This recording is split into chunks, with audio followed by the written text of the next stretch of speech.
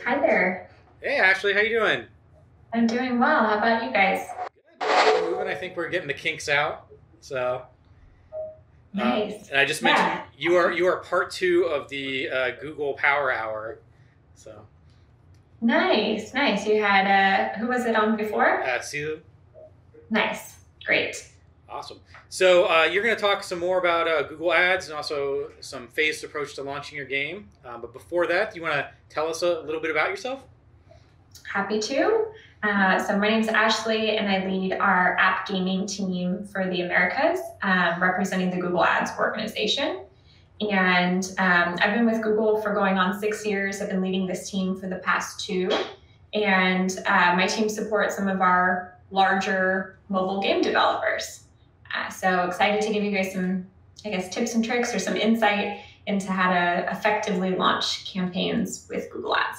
Awesome. Well, I think we are ready to get started. Cody? Yeah, we're getting a little bit of delay here, but we'll get that going and hopefully that'll resolve. Well, we'll get your video up and then we'll reconnect afterwards. Sounds good. Looking forward to it.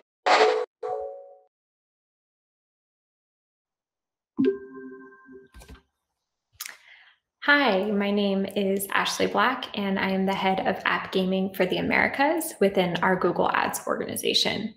And today I will be talking to you about launching your game with Google Ads. Before we get started, I think it's really important that we just have a good understanding of the gaming life cycle for any game and understand what phases we'll be talking about specifically today. So this is a typical chart that you would see for a mobile game life cycle. It varies by genre, but today we'll just be looking at it for one, and wanted to walk you through what we typically see across a mobile game life cycle. So at the beginning, this is what we would typically see of a soft launch phase, where we might have low install volume because you're just initially testing and maybe you're only running in a few select markets. This larger peak is typical of a hard launch, where you might see a big burst of installs. Obviously, you're having a lot more traction in a lot more markets, and therefore we see higher install volumes at this phase. And then throughout the course of the game's life cycle, we start to see a gradual tapering off as the game continues to mature. And but for today's purposes, we'll mostly be focused on these first two phases at the soft and hard launch phase, which is what I'll be spending my time talking about with you today. With that said, I do want to make sure that before we get started, we have a quick overview of Google App Campaigns, as it's the primary product that we'll be talking about today in relation to launching your game with Google. So first, just as a quick review, if you're not familiar, Google App Campaigns is powered by machine learning. It's actually Google's first advertising product that's fully machine learning based. And I'll talk a little bit more about what that actually means, but this also makes things for quite a simple introduction to advertising with Google if you're not familiar. So it's a pretty seamless setup from the start. It takes about 3 minutes. It's fairly simple to manage, and the intention is that it's very effective and efficient at driving the results that you're looking for. If you're familiar with marketing on different channels or even using some of Google's other products, not app campaigns, you'll probably notice that there's a big difference in the way that app campaigns targets audiences versus what maybe the traditional way of what you've done. And so in the past, we used to use these like proxies, these ideas of who your audience is or who you know them to be. And maybe that's based on their age and gender. Maybe you know what sort of devices you want to target or what sort of categories you want your ads to show up on. So it's a very manual process. And it requires a lot of insights for you to know exactly who your user base is. App campaigns sort of changes the way that advertisers approach marketing. So instead of knowing and having to input all of those details, it actually uses far more signals to inform its system and be able to go and find these potential users for you. So now we may be able to leverage things like in-app purchase history or what videos a user may have watched, or what other types of apps they have on their device. And all of these different signals are the way that App Campaigns is able to go out and effectively serve your ad to try and reach the right audience. Now, once we've established who that audience is, it's a matter of making sure that we can find them in the right place. And with App Campaigns, you're able to serve your ads on a variety of different channels. So properties like on the Play Store, serving your ads, on Google.com, the search listings, YouTube, the mobile web, and then also serving ads within apps are all available seamlessly through App Campaigns for Android and for iOS. So now that we have a decent understanding of App Campaigns, a very simplistic understanding of App Campaigns, I want to dive a little bit more into the soft launch phase for your game. So some people may be asking, why should I soft launch my game at all? I have a good understanding of it. Why go this step versus just moving into a hard launch? Well, the soft launch phase can provide a lot of valuable metrics and data points for you to really be able to make tweaks to your game and be able to iterate on it moving forward. So it gives you the opportunity to collect player feedback, really understand the game performance and the mechanics. A big piece of doing a soft launch test is to understand different retention and monetization metrics. So how are people staying in your game, retaining in your game? And then how are people purchasing in your game if in-app purchases is your primary monetization metric, or how many ad impressions are they seeing if you're more of an ad-funded game? And all of these things are meant to inform your global launch. And so it's just to help you prepare and make sure that you have better footing when you move into that stage later on. Another big function of the soft launch phase is to be able to test different marketing channels. So while we're mostly talking about, or only talking about Google today, there's also the opportunity to test different marketing channels and be able to compare and see which ones are the best fit for you, and then decide on your marketing budgets moving forward. So on the stages of the soft launch phase, it can range in terms of the period of time that you would do this testing. So it can range anywhere from as short as maybe a couple weeks up to as long as 6 months. And in the first beginning stages, you might want to do some more of the technical testing. So really to understand server capacity and things of that nature.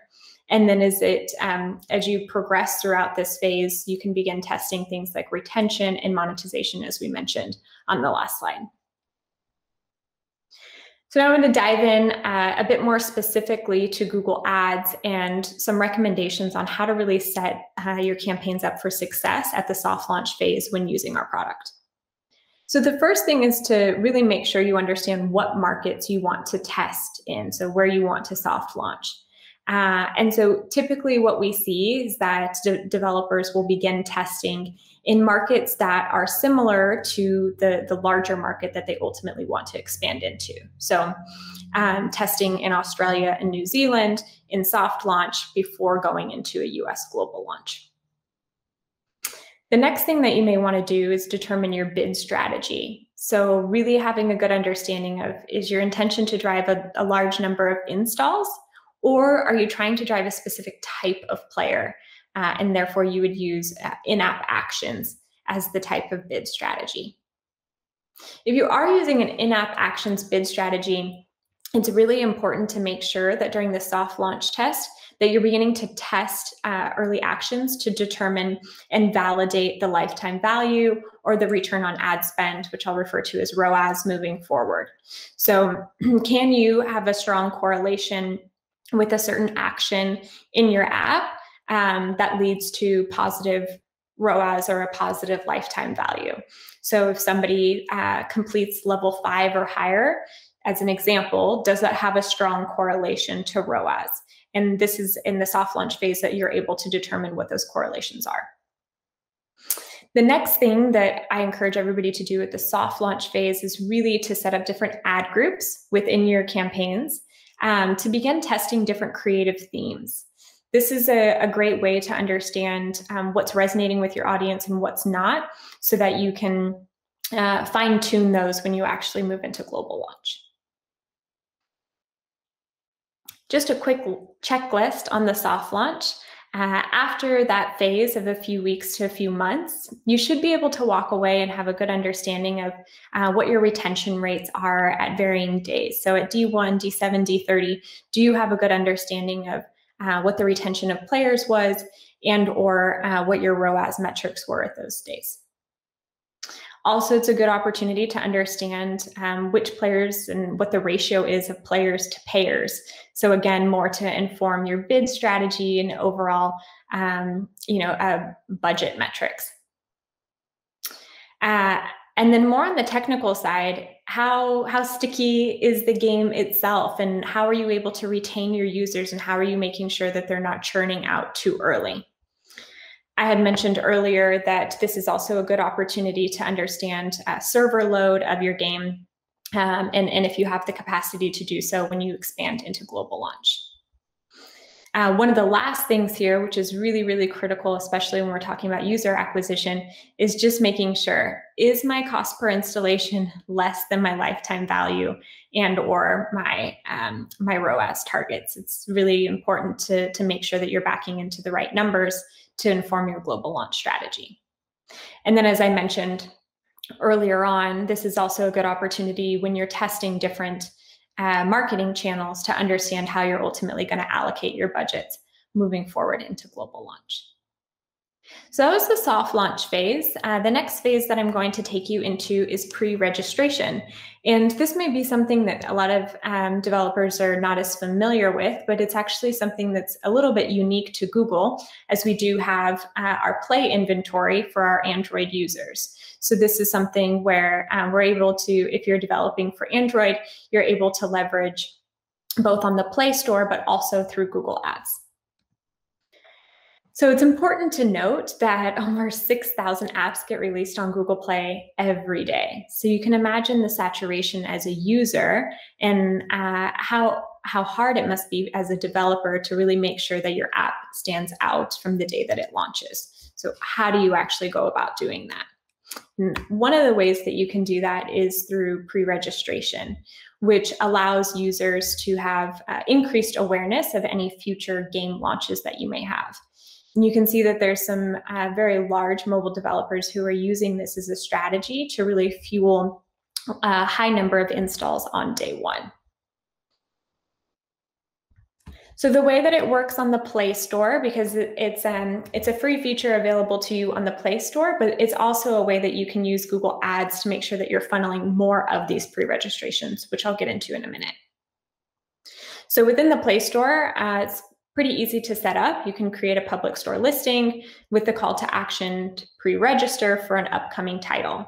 The user gets a push notification once the title is available within their specific country, and you as the developer are able to track the number of pre-registrations that ultimately converted into installations within the Play console. Within app campaigns, it functions very similarly to running any type of user acquisition strategy, where you would set up a campaign, a slightly different call to action, which is pre-register as opposed to install now. And the user has the ability to select to pre-register. And again, they get a notification once your game actually launches that they can then install. Some of the key benefits of doing this is that, one, you can treat these audiences a little bit differently. So for the users that pre-registered, they wanted sort of that early access in knowing when your app was available. You can engage with them a little bit differently. You can reward those type of core fans earlier on. We also see higher D1 and D7 volume of installs. If people are signing up to be notified early on, you can expect that those people will likely install on day one, which is going to boost your install rates the day that you launch, which as a result can have the impact of faster top chart rankings and faster search rankings as well. That was pre-registration. And now I'm going to talk to you about global and the hard launch phase, which is moving down in the life cycle of a game launch.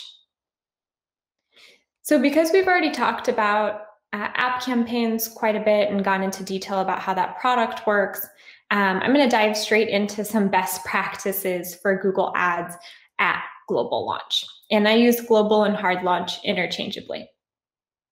So one thing that's really important to do when you're setting up your campaigns for a global launch is to ensure that you have different campaigns per geo or operating system.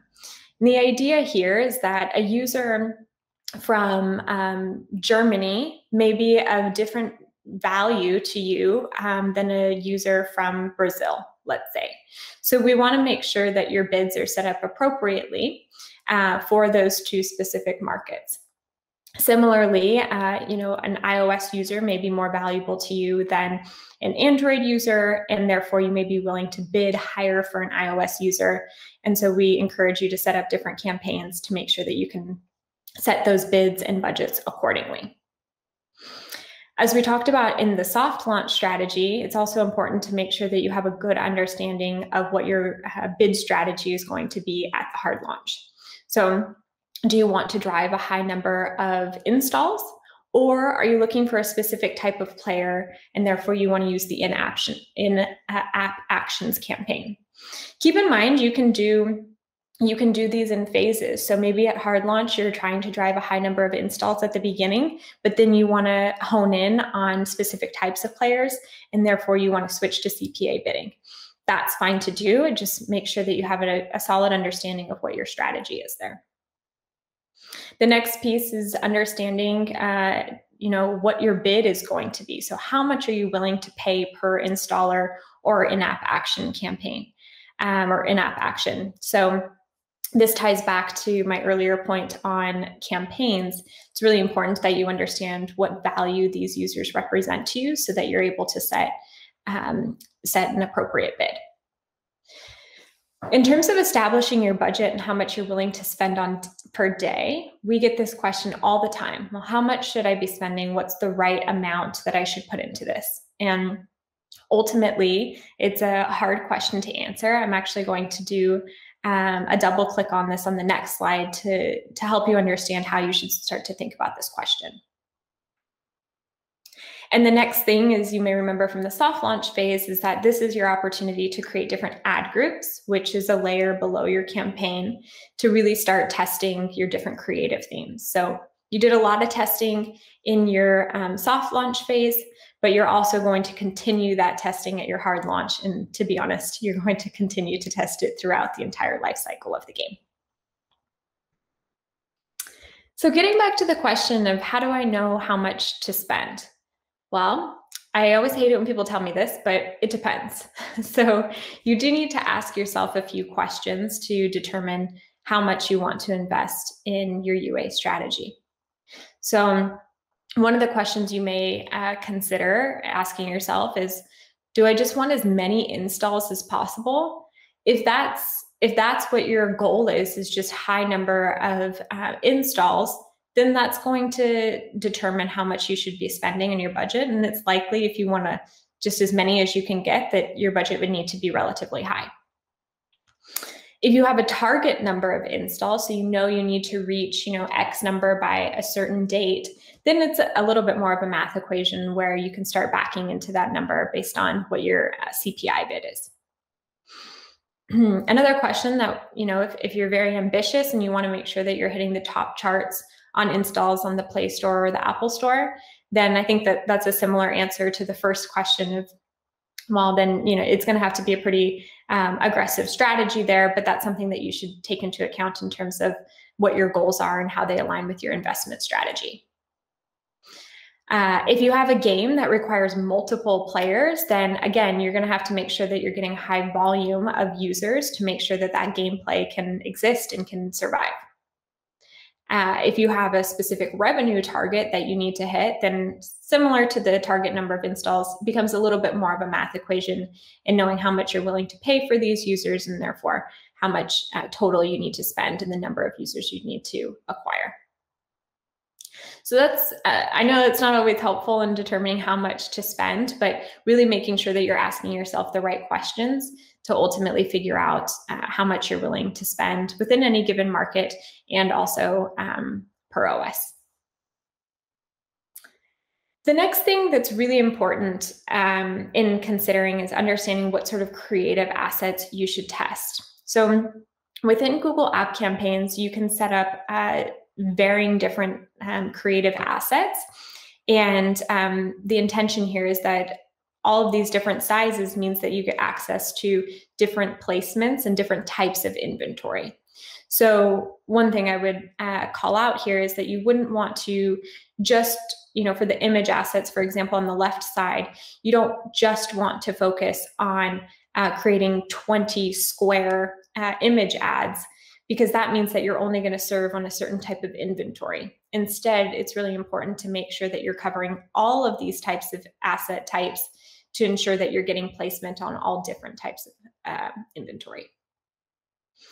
The same thing goes for video. If you're only uploading portrait videos, then there's a good portion of, let's say, YouTube traffic that you may be missing out on, which might predominantly use landscape format. So it's really important to make sure that you have all types of asset sizes available within different creative themes to make sure you have the right testing mechanics in place, but also you're getting the right amount of coverage. One thing that I would encourage for game developers specifically is to upload HTML5 assets. Sometimes these can be referred to as playable ads, where this actually it's an ad format, but it gives the user the opportunity to play your game. A lot of times this ad asset runs in other apps, in other app games, and so it's a signal that it could be a really good audience. And so this is a really great asset type to make sure that you're prioritizing. And then thinking about what kind of creative themes to test. This particular example isn't for games, but I think it does a really good job at thinking about different audiences and different use cases for creatives. So we see this is for the app Headspace, which is a meditation app. And in the first ad group, they have the theme around meditation for sleep. So that's intended to target a different kind of audience, an audience who's concerned about their sleep and therefore maybe looking for an app to help them with that. Whereas the second theme that they're testing is tapping into an entirely different audience, which is using a meditation app to manage stress. And so this is a different user type that they may be going after, versus the third just being more generic and highlighting the app features itself and reaching maybe a more general audience. So the same applies for games and thinking through what are the different functions of my game and who are the different users who may be playing it, and making sure that you're speaking to those audiences accordingly. To close things out, just leaving you with some other tidbits in terms of what else should I know when launching app campaigns with Google. I'll start with some of the don'ts, and I haven't gone into too much detail about them today, but I'll cover these quickly. Some of the don'ts include adjusting your bids and budgets and creatives too soon.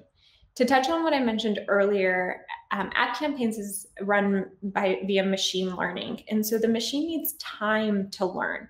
And if you're constantly making adjustments on your bids or switching out your creatives, then there's really not enough time for the machine to understand what works. And so we just say, give it some time. That time can vary, but you don't want to be too finicky in terms of how often you're making changes within your campaigns. On the same thread, you want to make sure that when you are making adjustments to your bids and budgets, that you're really careful about not making big swings more than 20% in either direction per day. Same logic applies. The machine needs time to learn. So when you make changes beyond that percentage, it can sometimes, cause detriment to the campaigns.